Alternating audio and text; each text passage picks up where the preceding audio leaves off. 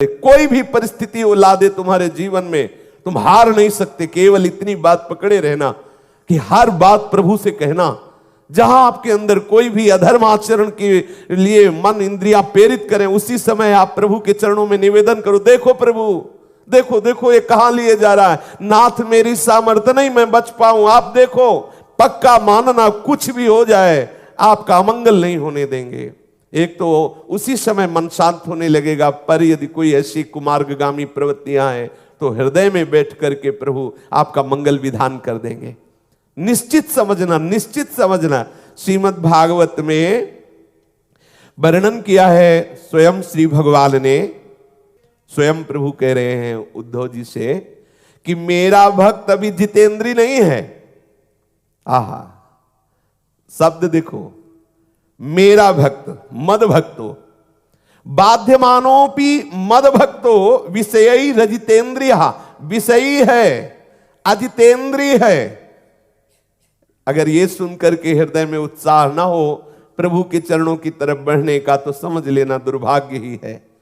स्वयं प्रभु कह रहे हैं मद भक्तो, पहले शब्द पर ध्यान दीजिए, मद भक्तो मेरा भक्त है, स्वीकार करो मैं प्रभु का हूं। यह स्वीकृति में बहुत बड़ी ताकत है, मैं प्रभु का हूं।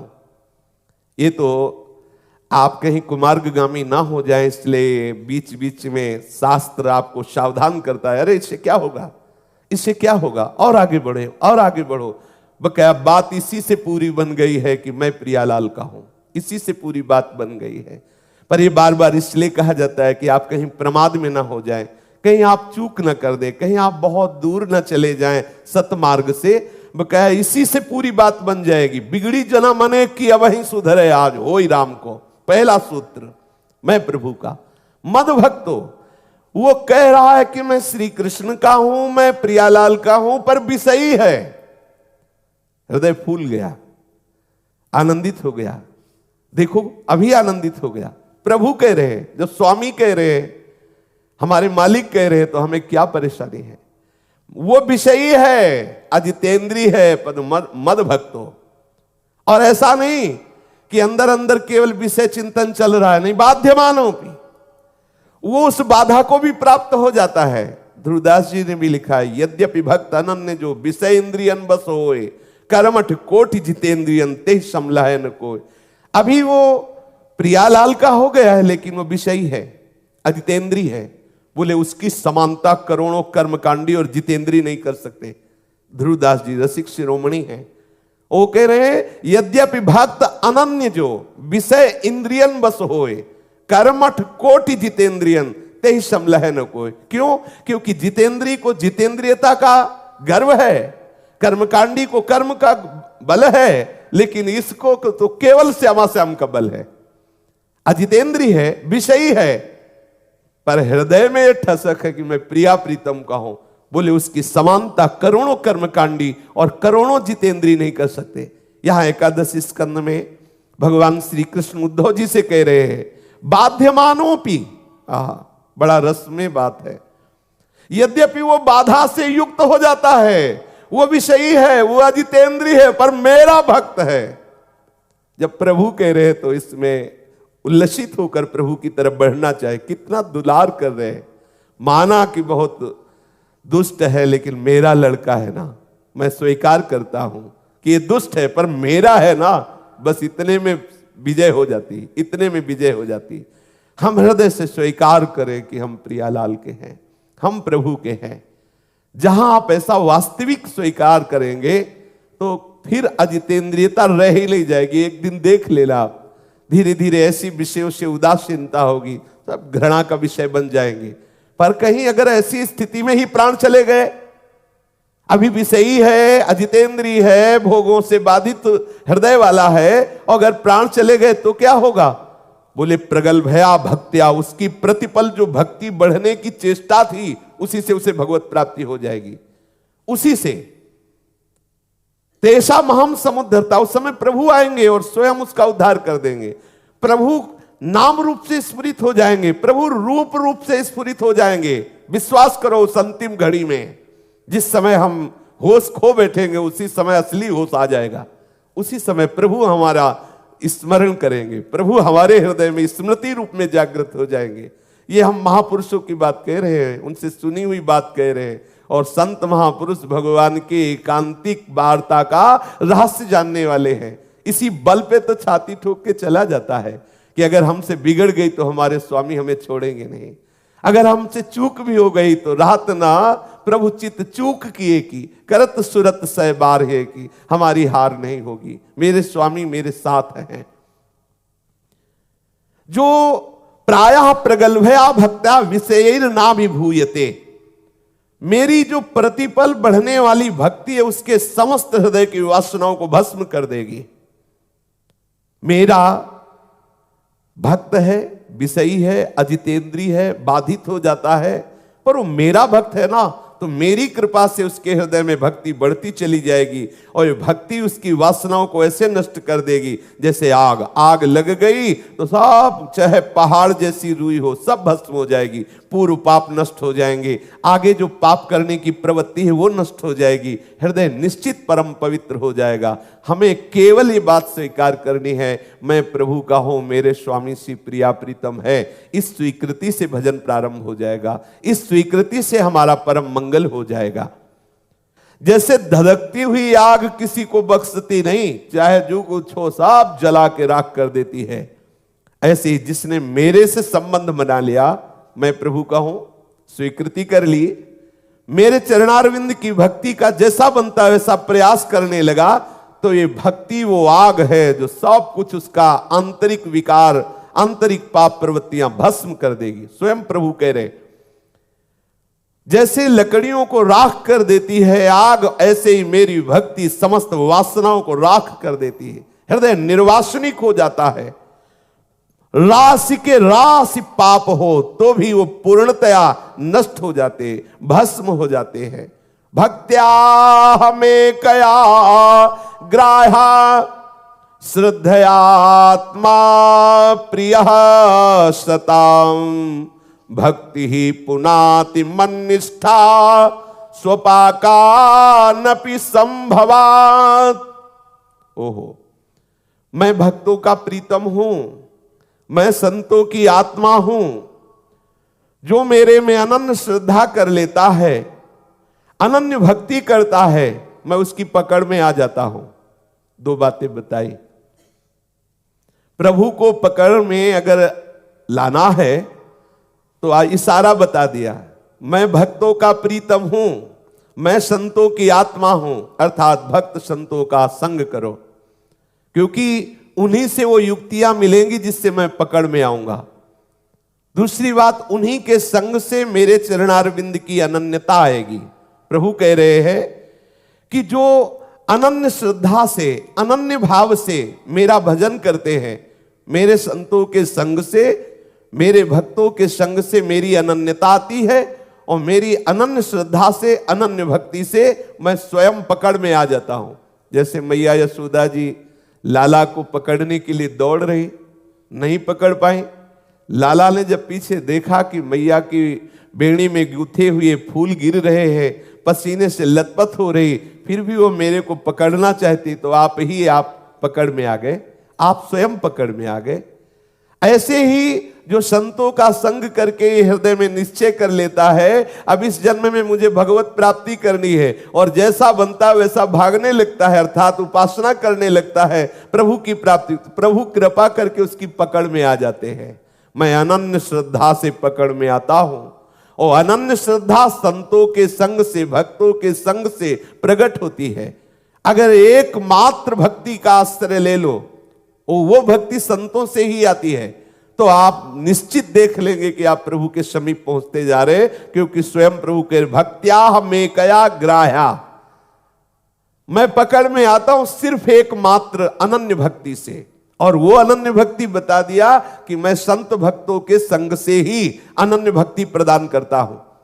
देते प्रभु ही हैं, पर यदि भक्तों का संग नहीं, संतों का संग नहीं, भगवत प्रेमी महात्माओं का संग नहीं, तो नहीं। भक्ति स्वतंत्र सकल सुख खानी, बिनु सत्संग न पावई प्राणी। बिना संतों की कृपा के भक्ति का जागरण नहीं, बिना अनन्य भक्ति के प्रभु पकड़ में नहीं आते हैं। चाहे वो चांडाल हो, चाहे जितना नीच हो, लेकिन यदि मेरी भक्ति करता है तो जगत पूज्य हो जाता है, परम पावन हो जाता है। मन निष्ठा स्वपाका नपि संभवात, वो चाहे जितना नीच हो, यदि मेरी भक्ति करने लगा तो मद भक्ति युक्तो भुवनम पुनातु, वो स्वयं पवित्र हो जाता है और दूसरों को पावन करने वाला बन जाता है। यदि भक्ति नहीं तो चाहे जितना बड़ा तपस्वी हो, सत्य का पालन करने वाला हो, ये स्वयं प्रभु के वचन है। स्वयं प्रभु कह रहे वो सुपच है, नीच है, चांडाल है, पर मेरी भक्ति से युक्त हो गया तो स्वयं पवित्र हो गया और लोगों को पावन करने वाला बन गया। और मेरी भक्ति से रहित है तो बहुत धर्म का पालन करता है, सत्य का पालन करता है, बहुत तपस्वी है, बहुत विद्वान है, वो अपने आप को भी भली भांति पवित्र नहीं कर सकता, औरों को पवित्र करने की तो बात क्या। एकमात्र भक्ति से मैं पकड़ में आता हूं, एकमात्र भक्ति से वो स्वयं पवित्र होकर दूसरों को पावन करने वाला बन जाता है, चाहे कोई भी हो।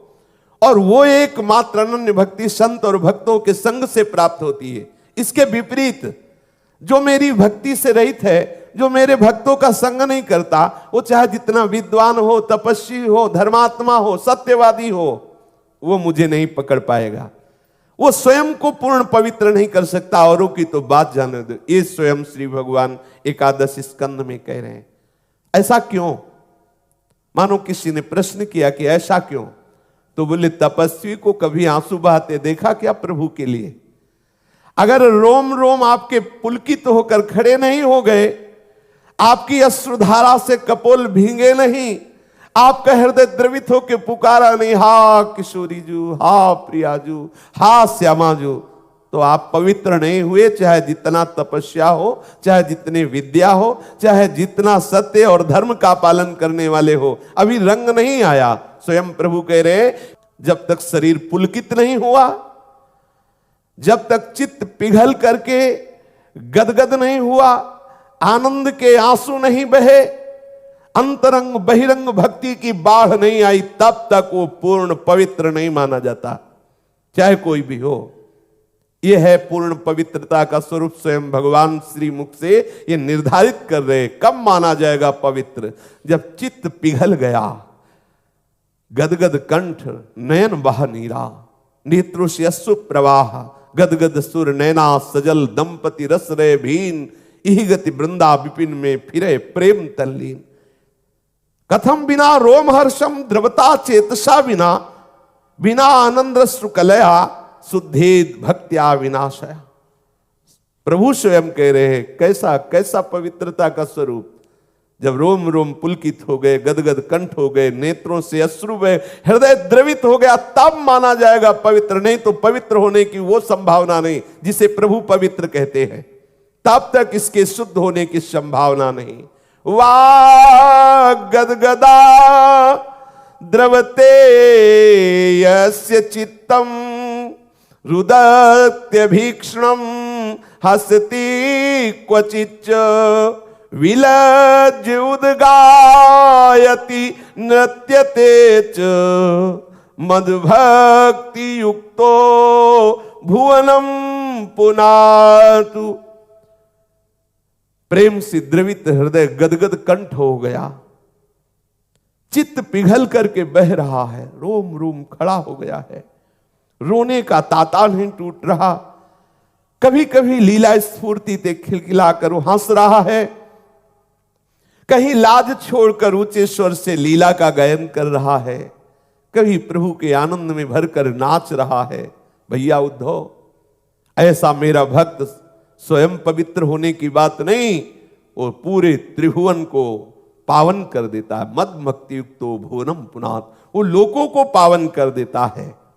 महामहिमामय इस भक्ति की प्राप्ति भगवत प्रेमी महात्माओं के संग से होती है। अनन्य श्रद्धा, अनन्य भक्ति के द्वारा ही प्रभु पकड़ में आते हैं।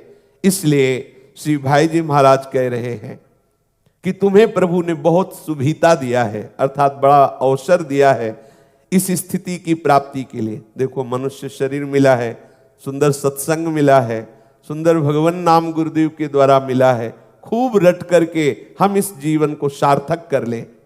हमारा अमूल्य ये जीवन कहीं नष्ट ना हो जाए। प्रभु का भजन किए बिना ये जीवन यदि व्यतीत हो गया तो बहुत बड़ी हानि हो जाएगी। और भजन करते करते यदि हम भजन की कोई भूमिका में नहीं पहुंचे, शरीर छूट गया, तो भी विश्वास करो तुम्हारा मंगल होगा।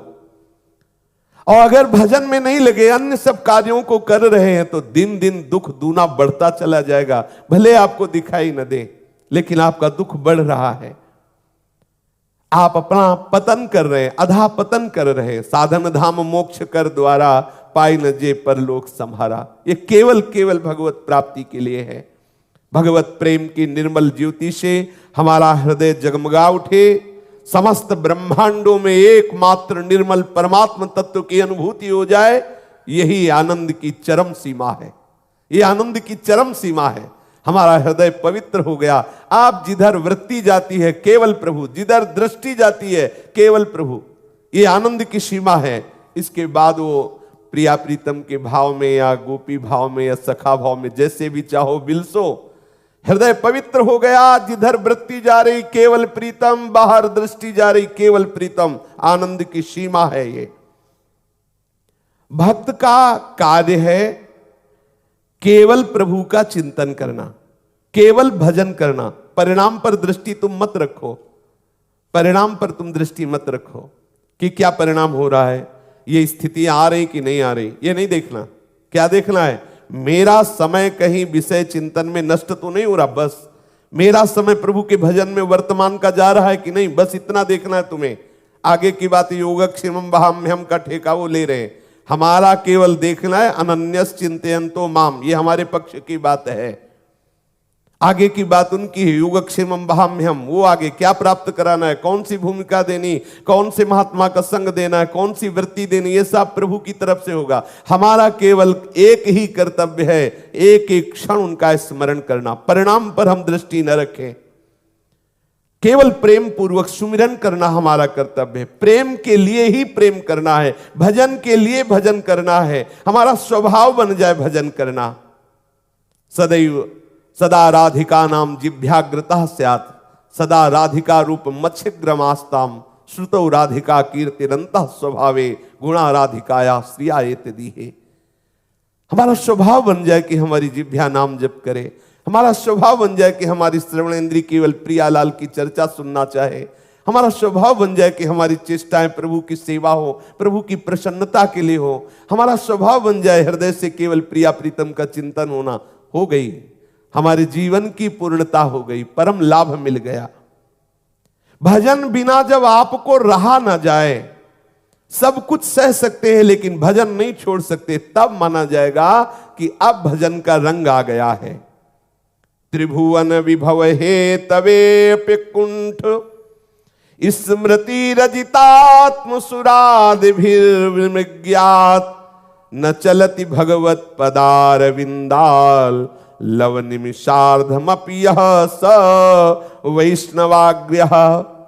यदि प्रभु के भक्त से कहा जाए कि तुम आधे क्षण, आधे निमेष के लिए भी अपने आराध्य देव का चिंतन छोड़ दो, हम तुम्हें त्रिभुवन की संपूर्ण राज्य लक्ष्मी देते हैं, तो त्रिभुवन की राज्य लक्ष्मी देने पर भी वो आधे क्षण के लिए प्रभु का चिंतन नहीं छोड़ेगा, जिसका निरंतर भजन चलता रहता है।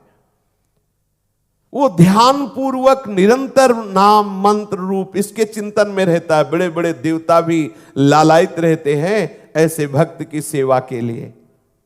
ऐसा वो भक्त जिसके हृदय में अन्य कोई चाह नहीं, केवल निरंतर स्मरण चलता रहता है। अगर वो बोलता है तो केवल यही चाहता है कि हे नाथ, बस आपका स्मरण चलता रहे, आपका भजन चलता रहे। मुझे ना मोक्ष चाहिए, ना मुझे योग वैभव की सिद्धियां चाहिए, ना ब्रह्मा का पद चाहिए, ना देवराजेंद्र का पद चाहिए, ना भूतल का पद चाहिए। अपने लोग कह तो देते हैं बार बार और सुन लेते हैं, लेकिन देखो क्या चाहिए, बहुत छोटी छोटी वस्तुएं चाहिए, बहुत छोटे छोटे भोग चाहिए। कहने की बात नहीं, हृदय में बैठाना है। मेरा अखंड एकतार भजन चले, इसके लिए ये सूत्र आवश्यक है कि मुझे और कुछ नहीं चाहिए, ये भजन ही चाहिए। ये भजन छूटे ना, ये भजन बढ़ता रहे। भजन के लिए भजन, सेवा के लिए सेवा, प्रेम के लिए प्रेम, प्रभु का भजन निरंतर चलता रहे, प्रभु की सेवा मिलती रहे, प्रभु का रूप, प्रभु का लीला गायन चिंतन, ये बस इसके लिए और हमें कुछ नहीं चाहिए, वो उस परम प्रेममयी सिद्धि को प्राप्त होता है। भक्ति के उपासक को सदैव ये ध्यान रखना है कि अगर अन्य कोई प्रलोभन की कामनाएं जागृत हो रही तो प्रभु से प्रार्थना करनी हटा दो, नहीं तो कहीं ना कहीं वो बाधित करके हमें फंसा देंगी।